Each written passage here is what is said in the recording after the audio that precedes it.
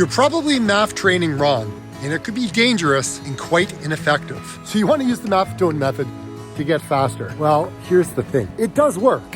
However, there are a lot of people that actually use this method that don't improve, and to be quite honest, get hurt. So today I'm going to talk to you about that so it doesn't happen to you. Using the Maffetone method to get faster by running at a slow heart rate is an amazing way to train. However, for quite a few people, it could be the wrong way to train. And what I mean by that is more miles doesn't always mean that you're going to get better. Let me tell you a story. When I started using this method, I was able to log quite a lot of mileage. And by doing so, it caused some problems. Not right away. I mean, I started off going nice and slow, building an aerobic base, 1 mile, 2 miles, 3 miles. Look, I kept going. And I eventually built up to a good solid base of mileage. Probably the most mileage that I had ever done.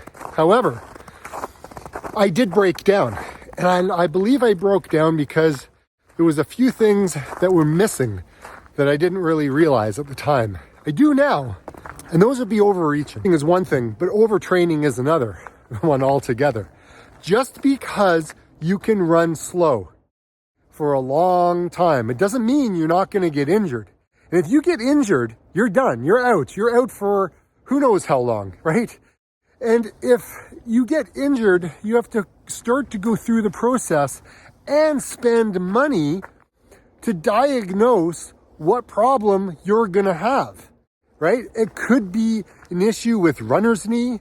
It could be an issue of your form breaking down. It could be the fact that you're really not very strong in a lot of ways, right? Like your strength may not be there that would allow you to continue to run for these long mileage.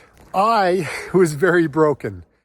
After I did 6 months of running and I got my pace down quite a lot, I started to go into a place where I felt like my leg was giving out. And as my leg started to give out, I started to try to compensate with another leg. And I didn't really know what was going on at the time, but really it came down to muscle strength and overuse.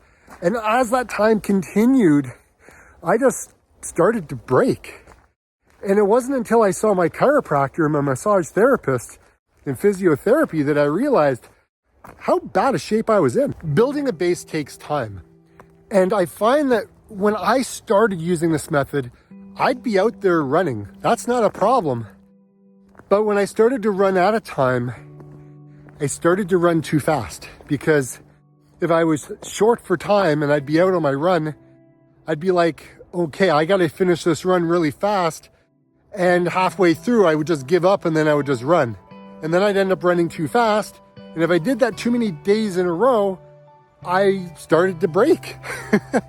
Now again, a lot of these things are tied to each other, and not one of them exists in isolation, right? They all kind of combine together to cause problems and to become ineffective.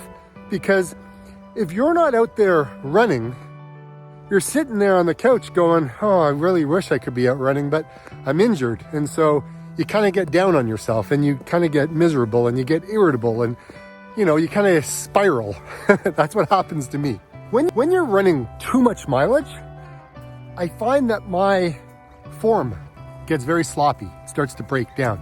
I can't continue to run with good form by running slow. It's very, very difficult. And it's something that I've had to learn over time on how to do. And not everybody can achieve it. Not everybody can make this transition to running slow when you're running fast. It comes down, I find, for me, running really slow is hard. And you shuffle along and your form tends to suffer in a lot of cases because you're running so slow. And if you're used to running fast all the time, you've got this, your stride length is huge. You may be a heel striker. That's okay. There's a lot of elite athletes out there that heel strike. And I used to be a heel striker, and I do become a heel striker when I'm running too long and my form starts to break down. when I get tired, when my core can't keep me up anymore, it gets sloppy. And when it gets sloppy, things fall apart. And when things fall apart, it starts to spiral into the other things I just talked about. At this time, I'm going to ask you, if you're enjoying this video, please give it a like, give it a share, subscribe if you haven't already. It helps the video spread a little bit further. Question of the day: what do you guys find frustrating using this slow heart rate training method? Comment below. If you want to see results using the Maffetone method, you do have to train a lot more. And the more that you train, the more you have an opportunity of picking up an injury, believe it or not.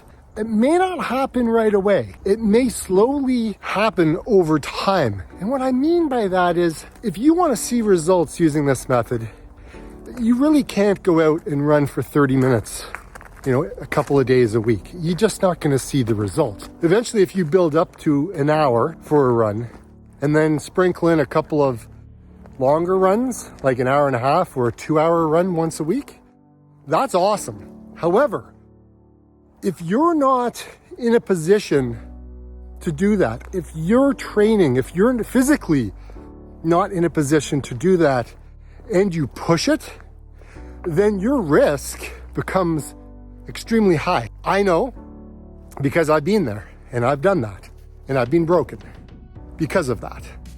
And so just because somebody tells you, oh, you have to run more to be able to see the results using the Maffetone method, it doesn't mean that you should. I mean, you should start slowly and build up to that. Going out for a run 30 minutes a week or even an hour a couple of times a week is fantastic. And that's good. You can build on that. But I wouldn't be doing it right away if you're not in that position. Seeing results takes time. There's no doubt about that. Most people just want to hack their way into getting faster. And by doing that, they do risk injury. They do risk burnout. But also when you train using the Maffetone method, it becomes this frustration that you're not seeing the results fast enough.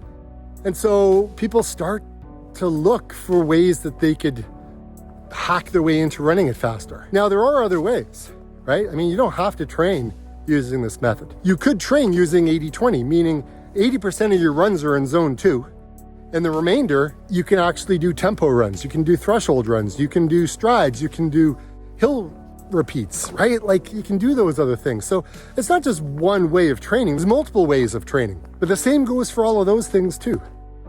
If your fitness isn't there and you're just trying to push the boundaries without actually putting in the slow, steady work, it may not go well for you. The Maffetone method also talks about a certain way of eating, doing the 2-week test. And for some people, they may just go, you know what, I'm not going to do it. And you know what, most of you probably haven't done that. And most people don't do that unless they've got a food allergy. If they've got some dietary issues that are going on and they're trying to figure out what that is, doing this, I'm going to take all of these foods back to zero and slowly introduce them one at a time to see where my triggers are. That's a good way of finding out, what's going on with you and your body. But not everyone's going to do that. There's a lot of people that are very, very, very particular on how they eat. And they won't change, and that's okay. But just know that just because somebody wrote a book or somebody talks about this way of training, that's the way to train. There's so many different methods out there on how to train and how to get faster and everything like that. So I'd always say, take a little bit from over here, put it together and see what makes sense for you as a runner. Incorporate these things into your life. Try them out. See what works. See what doesn't work. If you're not getting injured and you're getting faster each and every month at the same low heart rate, then that's really great. That shows that you're improving.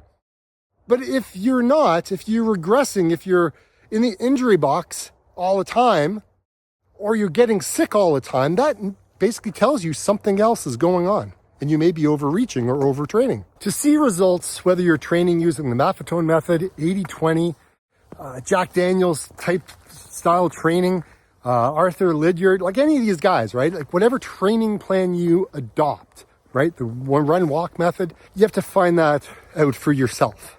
I'm not a running coach. I'm not a doctor. I'm not a dietitian, and I'm not a nutritionist. But what I am is somebody just like you.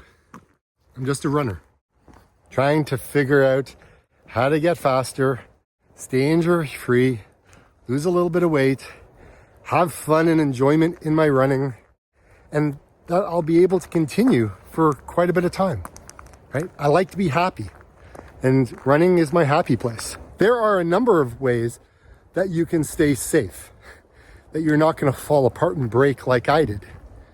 And one of them is know what your boundaries are. Know how far you've run in the past, right? Take a look at your backstory and write it out, right? How far have I been training? What's my eating like? Am I sleeping well? What's my stress level like in my life and work? Write that stuff down and start to build like an avatar of yourself. Because once you know your own backstory, you can then start to apply it to your training. And your training may start off running, half an hour a day. But don't expect to see results after like a week or two, right? It's going to take time for you to build up. Because for me to see the results using the Maffetone method, it took a number of months to see some really good results. And so if you're starting out on this journey, you want to make sure that to give it the time that it needs and the amount of time for you to be on your feet for you to receive results. It doesn't happen in a day. So you start off running half an hour every couple of days, or maybe it's an hour every couple of days, or maybe you're running every single day and giving yourself 2 days off. Maybe it's 5 days a week. Whatever it is, track it. Put it into a chart so you can see the results, see what's happening with your body, because not every single run is going to be the same, even if you run it on the same course. Look, I did it for 90 days, and every run was totally different. Some days was good, some days were not so good. But you just got to stick to it and be disciplined. Because if you are disciplined, you will have the consistency. If you have the consistency, you create the habit. Once you create the habit, you start to see results. And the biggest thing of all is make sure you're just having fun.